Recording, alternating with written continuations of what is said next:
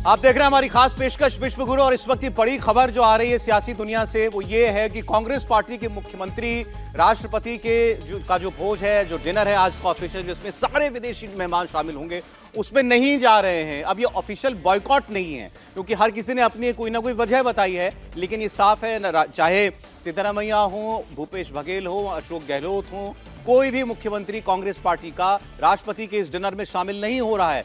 Unofficial boycott इसको आप कह सकते हैं। अब भूपेश बघेल साहब का रिएक्शन इस पर आया है, उनसे सवाल पूछा गया कि आप जाएंगे या नहीं, तो उनका जवाब आप सुनिए। और इस बात पर भी रिएक्ट कर रहे हैं कि मल्लिकार्जुन खड़गे को भी न्योता नहीं मिला है। सुनते हैं भूपेश बघेल की बात। प्रेसिडेंट डिनर में 3 राज्यों के सीएम बुलाएंगे। अब भाई ऐसा है कि नो फ्लाइंग जोन हो गया है, कैसे जाओगे? G20 का जो डिनर है उसमें खड़गे जी को आमंत्रित नहीं किया है, राज्यसभा के नेता प्रतिपक्ष भी है। ये तो दुर्भाग्यजनक बात है। साफ कह रहे हैं भूपेश बघेल की नो फ्लाइंग जोन बन गई है दिल्ली, तो हम कैसे जाएं? इसकी सच्चाई क्या है, जरा देवेंद्र से समझते हैं। अब ये किया गया कि पहले तो 250 जो फ्लाइट्स थी उनको G20 की मीटिंग को लेके उनको डाइवर्ट किया गया, लेकिन साथ साथ ये तय कर दिया गया था कि जो भी चीफ मिनिस्टर हैं, गवर्नर हैं, उनके जो स्टेट एयरक्राफ्ट हैं, उनके दिल्ली लैंडिंग में कोई भी समस्या नहीं थी और उनको किसी प्रकार की कोई अतिरिक्त परमिशन की भी जरूरत नहीं थी, सिर्फ इन्फॉर्म करना था। इसके अलावा जो प्राइवेट चार्टर्ड प्लेन हैं उनके लैंडिंग के लिए जरूर एक रिक्वायरमेंट था, उस रिक्वायरमेंट को भी अगर आप फुलफिल कर देते तो प्राइवेट अभी अगर मान लीजिए किसी मुख्यमंत्री को जाना है, भूपेश बघेल को ही जाना हो, अभी भी जाना, और क्योंकि वो तो इवेंट अभी शाम में होगा, तो कोई दिक्कत नहीं है आने में। बिल्कुल कोई दिक्कत नहीं आने में। और प्राइवेट चार्टर से भी अगर आना चाहे तो सिर्फ उसका एक फॉर्मेट है जिसमें आपको बताना है, क्योंकि प्राइवेट चार्टर तो पता नहीं ना कि किसका है। तो उसमें आप बतौर मुख्यमंत्री अगर आ रहे हैं और आपके पास, कई बार ऐसा होता है कुछ स्टेट ऐसे हैं जिनके पास अपना स्टेट एयरक्राफ्ट नहीं है, वो समय समय पर प्राइवेट चार्टर को हायर करते हैं और बदले में उनका भुगतान कर देते हैं। तो अगर वो स्थिति भी है तो वो आसानी से MHA से बात करके उसका रिक्वायरमेंट फुलफिल किया जा सकता है। सिविल एविएशन उसके बाद बाकी सारी चीज़ें फॉर्मेलिटी पूरी कर देगा। लेकिन अगर आने की मंशा ना हो, और आने की मंशा सौरभ इस लिहाज से कह रहा हूं कि जैसे कर्नाटक के मुख्यमंत्री सिद्धारमैया, उनकी तरफ से ये बताया गया क्योंकि उनका ऑलरेडी हुबली में एक प्रोग्राम है, इसलिए वो राष्ट्रपति के इस डिनर में नहीं जा रहे हैं। आप अंदाजा लगाइए कि अगर एक मुख्यमंत्री का किसी जिले का कोई प्रोग्राम हो, क्या उस प्रोग्राम को 1 दिन के लिए टाला नहीं जा सकता, 2 दिन के लिए टाला नहीं जा सकता? और यहाँ पर राष्ट्रपति इन्वाइट कर रही हैं G20 समिट के लिए, उसमें आप नहीं आ रहे हैं, तो ये सीधे सीधे पॉलिटिक्स समझ में आ रही है। बाकी नेता तो बोल भी रहे हैं। ये बिल्कुल आपको दिख रहा है कि कांग्रेस पार्टी ने तय करके किया है सब कुछ। बिल्कुल, हम नहीं भेजेंगे अपने मुख्यमंत्री। बिल्कुल। और मल्लिकार्जुन खड़गे को लेकर जिस प्रकार से बयानबाजी आनी शुरू हुई है, वो भी तब जब उन्हें पता है कि सत्ताधारी दल बीजेपी के राष्ट्रीय अध्यक्ष JP नड्डा, उनको भी इन्वाइट नहीं किया गया है, क्योंकि किसी भी राजनीतिक दल के नेता के हैसियत से वहां पर किसी को नहीं बुलाया गया है। जो भी प्रमुख हैं, सरकार के प्रमुख हैं, उनको बुलाया गया है। जो पूर्व प्रधानमंत्री हैं मनमोहन सिंह, उनको बुलाया गया है। तो यहां पर कोई राजनीति का बहुत स्कोप नहीं था। देखिए, क्लियर हम कर देते हैं एक बार फिर आपके लिए, क्योंकि जो सही सूचना है वो जाना सबसे महत्वपूर्ण है। भूपेश बघेल को भी आपने सुना, जो कह रहे हैं कि भाई नो फ्लाई जोन हो गया है दिल्ली, अब मैं कैसे जाऊं?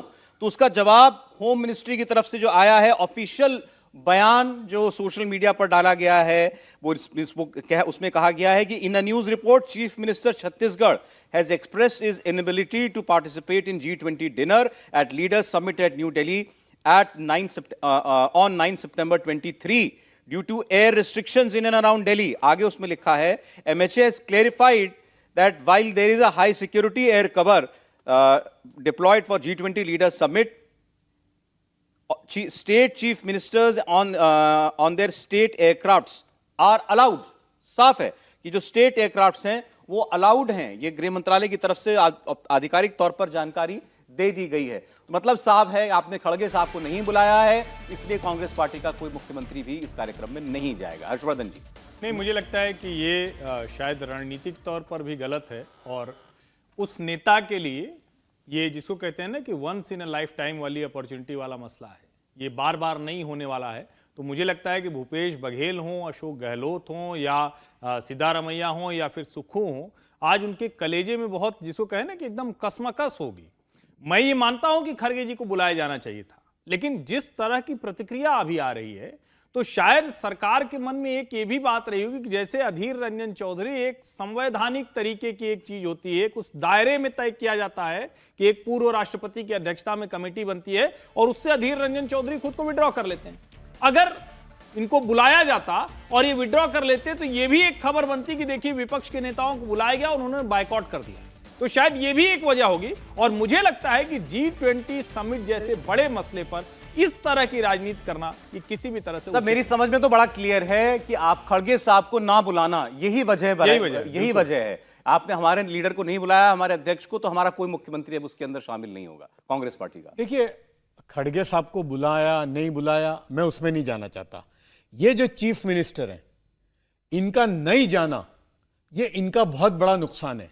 इसलिए कि वहां आप किसको मिलने वाले हैं? आप वहां कोई नरेंद्र मोदी साहब को तो नहीं मिलने वाले थे। यानी ऐसे मौके को तो तलाश करते हैं लोग दुनिया में।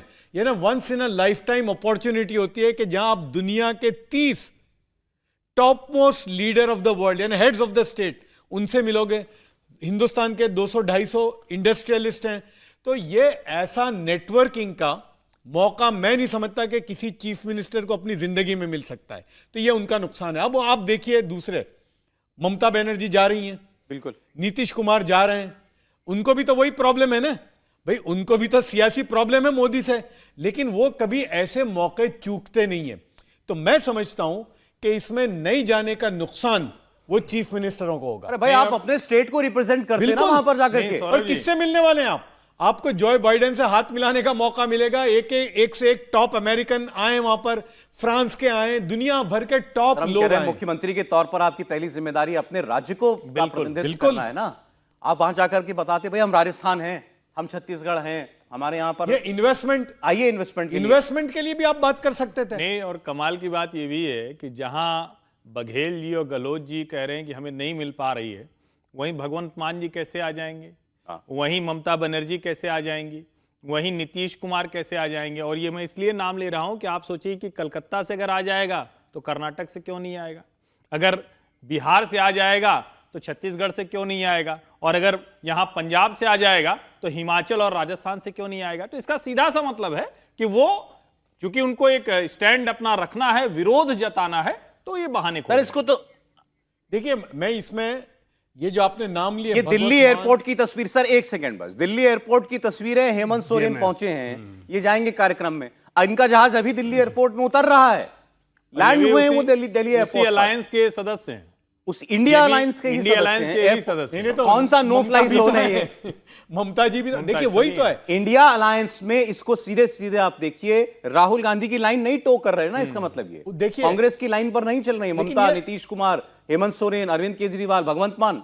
नहीं, मैं आपको बताऊं भाई, देखिए खड़गे साहब को नहीं बुलाना वो अपनी जगह पर अलग चीज है, लेकिन ये जो चीफ मिनिस्टर है भाई, आपको तो इन्वेस्टमेंट चाहिए, आपको ताल्लुकात चाहिए, ये मौका आपको कब मिलता? तो आपने एक बहुत बड़ी अपॉर्चुनिटी गुमाई है ना आकर।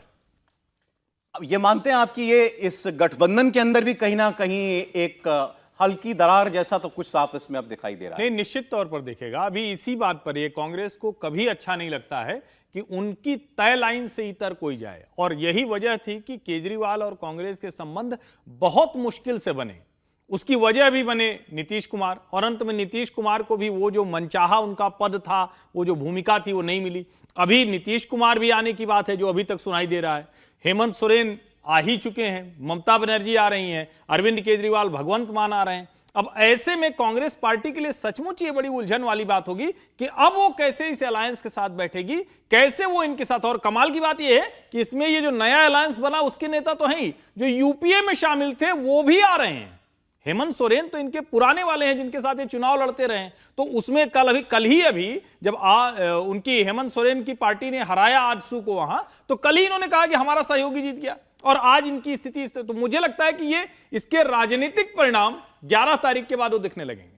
और जहां तक हमारी जानकारी है, झारखंड और बिहार, इनके पास ऐसा कोई अपना स्टेट एयरक्राफ्ट या अपना कोई जहाज शायद नहीं है। बिहार के बारे में तो मैं श्योर हूं कि वहां पे नहीं है, और झारखंड की भी कमोबेश वैसी ही स्थिति तो ये मेरे अब ये भी चार्टर्ड से आए होंगे निश्चित तौर पे, और उसी प्रक्रिया का पालन करके आए होंगे, जिसके लिए जो रिक्वायरमेंट हम लोग पहले बात कर रहे थे कि उसमें सिंपल से एक फॉर्मेलिटी थी कि हाँ भाई आप अमुक व्यक्ति क्योंकि आना है और उनको इस चार्टर से आना है, तो उसके परमिशन की जरूरत थी, जो कि इन लोगों ने या तो ली नहीं होगी या लेना जरूरी नहीं समझा। उसको लेने में ऐसा नहीं है कि उसमें कई महीनों का फाइल चलते हैं या कुछ सारी चीज़ें हों, सिर्फ एक इन्फॉर्मेशन करना था। लेकिन जैसा कि पहले हम लोग बात कर रहे हैं सौरभ, कि अगर एक राज्य के मुख्यमंत्री ये कह रहे हैं कि उन्हें क्योंकि हुबली में उनका प्रोग्राम है इसलिए वो दिल्ली नहीं जा रहे हैं, उससे नीयत समझ में आ रही है।